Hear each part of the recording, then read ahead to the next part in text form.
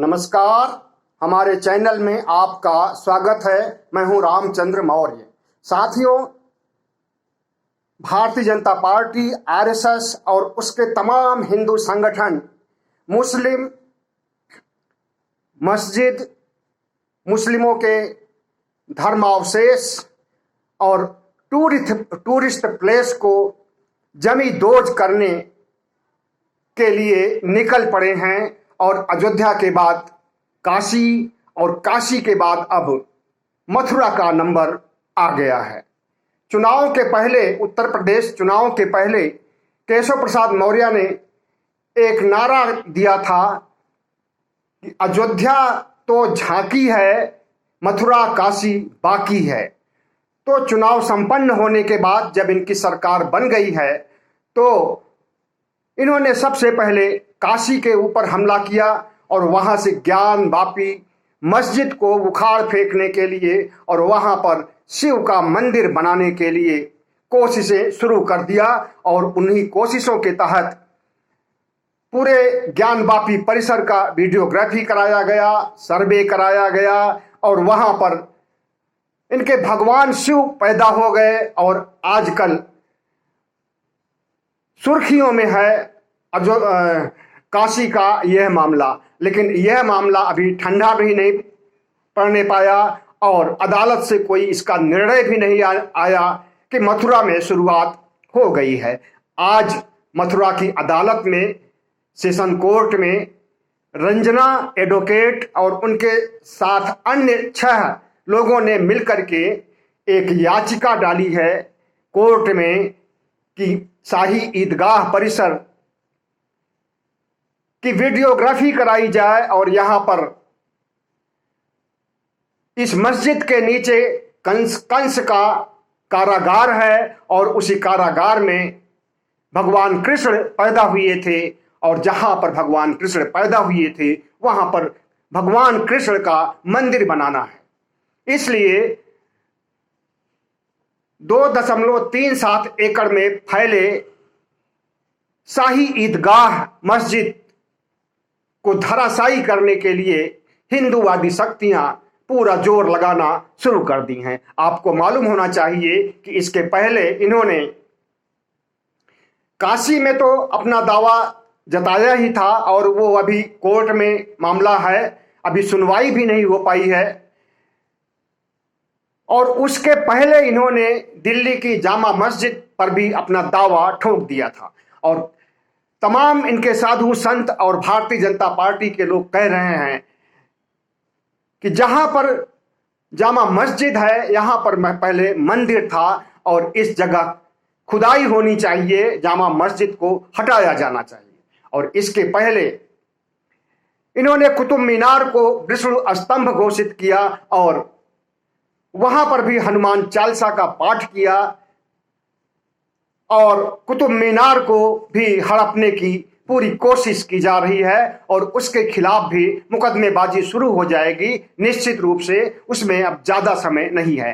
तो चुन चुन करके मुस्लिम धर्म के मस्जिदों, मुस्लिम धर्म के टूरिस्ट प्लेस, मुस्लिम धर्म के प्राचीन कालीन मस्जिद और जितने भी दरगाह, और अब ये तो अजमेर तक भी पहुंच जाएंगे, अजमेर की दरगाह को भी गिराने की कोशिश करेंगे और लाल किला को भी नहीं छोड़ेंगे। लाल किला के नीचे भी कहेंगे कि पहले मंदिर था।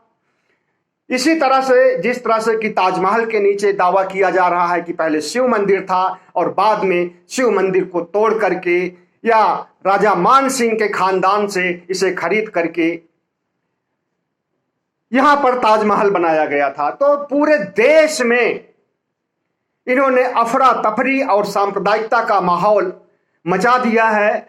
धार्मिक उन्माद आज बुलंदियों पर है और प्रधानमंत्री और गृह मंत्री चुप बैठे हुए हैं। जबकि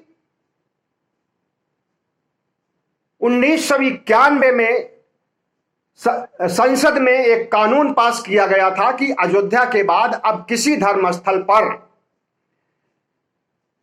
वह काम नहीं होगा जो अयोध्या में हो रहा है या जिस तरह से अयोध्या को विवादित किया गया है वैसा अब दूसरे अवशेषों या मस्जिदों या इस्लाम धर्म के केंद्रों पर ऐसा नहीं होने पाएगा। और उसके लिए प्लेसेज ऑफ वर्शिप एक्ट 1991 बनाया गया था। लेकिन इन कट्टरपंथी शक्तियों को न तो कानून का ज्ञान है और न इन्हें यह भान है कि संसद ने जब कानून बना दिया है तो कैसे आप ज्ञानवापी को हड़प सकते हैं, कैसे आप ताजमहल को हड़प सकते हैं, कैसे आप शाही ईदगाह मस्जिद को हड़प सकते हैं, कैसे आप कुतुब मीनार को हड़प सकते हैं। लेकिन अब समय आ गया है कि सुप्रीम कोर्ट को स्वतः संज्ञान लेना होगा और भारतीय जनता पार्टी और इनके साधु संतों की मंडली को और जितने भी हिंदू संगठन हैं इनको शांत रहने और उन्माद न फैलाने और सांप्रदायिक माहौल को बिगाड़ने का काम नहीं करने का निर्देश देना चाहिए सुप्रीम कोर्ट को। अब वो समय आ गया है। अगर सुप्रीम कोर्ट संज्ञान नहीं लेगा तो ये हिंदूवादी शक्तियां इस देश को तबाह कर देंगी और हमारी साझा विरासत को और हमारे देश में जो तमाम धर्म हैं, सिर्फ हिंदू धर्म ही नहीं है और हर धर्म के हर लोगों का यह हिंदुस्तान, यह भारत और यह लोकतंत्र, यह संविधान पर उतना ही अधिकार है जितना कि हिंदुओं का है। लेकिन ईसाई समाज के लोग, बौद्ध समाज के लोग, जैन समाज के लोग और मुस्लिम समाज के लोगों को जिस तरह से निशाना बनाया जा रहा है और जिस तरह से हिंदू और सनातन धर्म के नाम पर मंदिर को, मस्जिद, बौद्ध विहार को, मस्जिद को, गिरजाघर को और मुस्लिम धर्म के से संबंधित सभी पुरावशेषों को ढहाने का काम किया जा रहा है और सुप्रीम कोर्ट नहीं संज्ञान ले रहा है। लोकसभा और राज्यसभा में भी इस पर चर्चा नहीं हो रही है। हालांकि अभी कोई अधिवेशन नहीं चल रहा है लोकसभा राज्यसभा में, इसलिए वहां संभव नहीं है। लेकिन जो विपक्ष की पार्टियां हैं ये चुपचाप क्यों बैठी हैं, सबसे बड़ा सवाल तो यही है। अगर भारत को ये लोग तबाह करना चाहते हैं तो क्या तबाह होने दिया जाएगा? और अगर भारत की साझा संस्कृति को, साझा विरासत को ये नष्ट करना चाहते हैं, भारत की एकता को, भारत की संस्कृति को ये हिंदू धर्म के नाम पर, सनातन धर्म के नाम पर, हिंदू राष्ट्र के नाम पर अगर ये हर धर्मावलंबियों, दूसरे धर्मावलंबियों के खिलाफ जंग छेड़े हुए हैं तो क्या इस जंग पर रोक लगनी चाहिए या नहीं लगनी चाहिए?